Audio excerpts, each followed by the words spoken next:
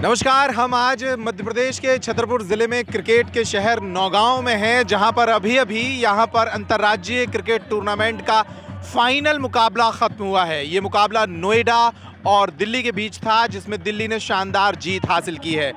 ये तो थी क्रिकेट की बात, लेकिन इस आयोजन के साथ ही नौगांव का एक चेहरा उभर कर सामने आया है, जिनकी बड़ी चर्चा हो रही है।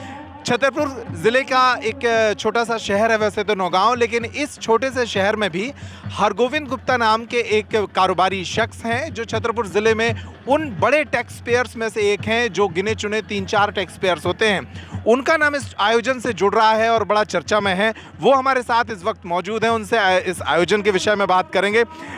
गुप्ता जी, एक बड़ा आयोजन आपके शहर में संपन्न हुआ, आप लोगों ने बड़ा एकजुट होकर इस आयोजन को सफल बनाया। क्या भूमिका रही आपकी इसमें? इस आयोजन में क्षेत्रवासियों ने जो सहयोग उत्साह दिखाया वो इस मेले में देखने योग्य था।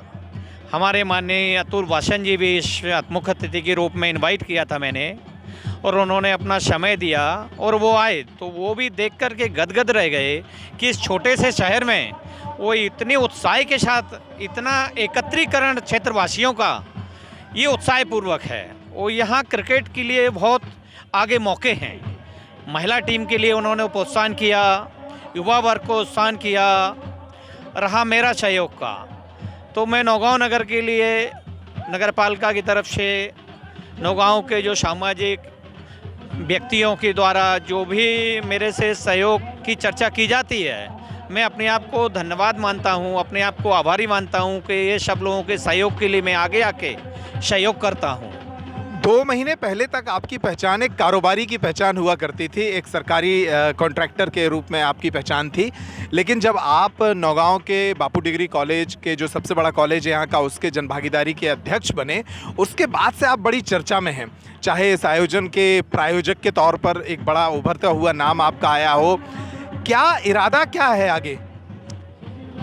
मैं पिछले 30 साल से इस नौगांव में 2 जोड़ी कपड़े पुस्तक लेकर के आया था, और इस नौगांव से बहुत हमको उत्साहपूर्वक सहयोग मिला, लोगों का स्नेह मिला, और मेरी एनर्जी में वृद्धि होते हुए मैं आगे बढ़ता गया। मैंने शुरू में टीचिंग की 17 घंटे, इसके बाद मैंने कॉन्ट्रैक्टरशिप की। तो आज मैं मध्य प्रदेश के कई जिलों में वर्तमान में बिल्डिंग निर्माण का कार्य कर रहा हूँ। उसमें छतरपुर है, सागर है, जबलपुर है, लगभग 15 ज़िले में काम कर रहा हूँ। लेकिन मैं नौगांव से लगाव बहुत रखता हूँ। यहीं मेरी पॉलिटेक्निक की स्टडी हुई है, यहीं मैंने टीचिंग की है, यहीं मैंने अपना कारोबार शुरू किया है। तो इस नौगांव के लिए मैं बहुत बहुत आभारी हूँ, और मैं आगे भी चाहूँगा कि जो नौगांव के माध्यम से मेरे को प्राप्त हुआ है, मेरे से जो बन पड़े, धीरे धीरे मैं वो वापस करता रहूँ।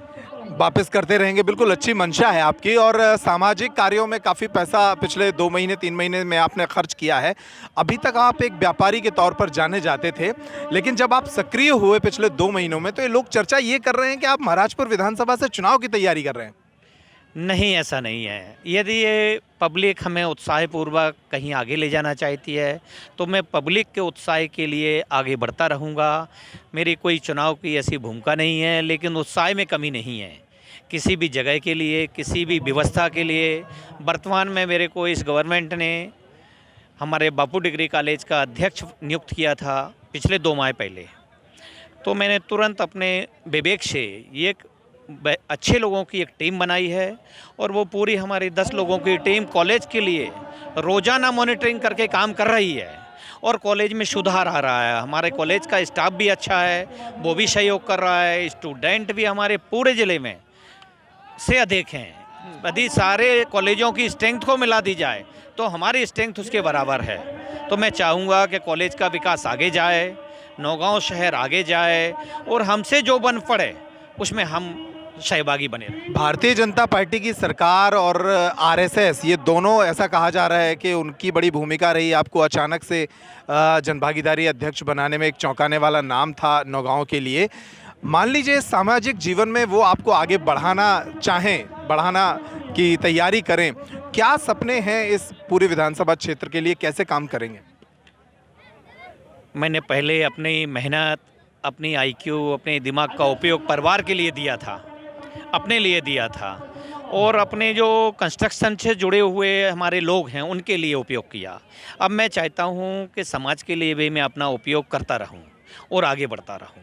चलिए, बहुत शुक्रिया हमसे बात करने के लिए। तो हरगोविंद गुप्ता जी इशारों इशारों में आखिर बता ही गए कि अगर जनता ने चाहा, अगर सरकार ने चाहा और पार्टी ने चाहा तो वो महाराजपुर विधानसभा क्षेत्र से भारतीय जनता पार्टी के प्रत्याशी का चेहरा बन सकते हैं। हरगोविंद गुप्ता एक नया चेहरा था जिससे इस इंटरव्यू के जरिए हमने आपका परिचय कराया। इस इंटरव्यू पर आपकी क्या राय है, अपने कमेंट के जरिए हमें ज़रूर बताइएगा।